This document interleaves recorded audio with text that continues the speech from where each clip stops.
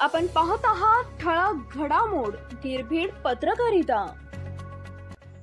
सराईत गुन्हेगारांकडून 2 पिस्टल 4 कारतूस हस्तगत। विक्रीसाठी आलेल्या सराईत गुन्हेगाराला पकडून खंडणी विरोधी पथकाने दोघांकडून 2 पिस्टल व 4 जिवंत कारतूस जप्त केली आहे। बॉबी भागवत सुरवसे वय वर्ष 28 राहणार लक्ष्मीनगर एरवडा असं या सराईत गुन्हेगाराचं नाव आहे।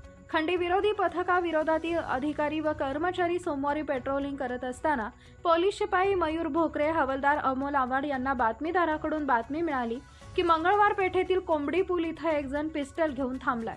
त्यानुसार पोलिसांनी सापळा रचून संशयिताला पकडले। बॉबी सुरवसे यांची अंगझडती घेतली असता त्याच्याकडे एक देशी पिस्टल व 2 जिवंत कारतूस आढळून आली।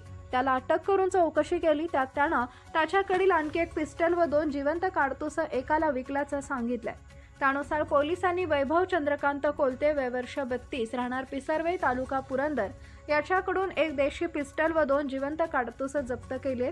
दोघांना अटक केली असून सहाय्यक पोलीस निरीक्षक अभिजित पाटील तपास करत आहेत।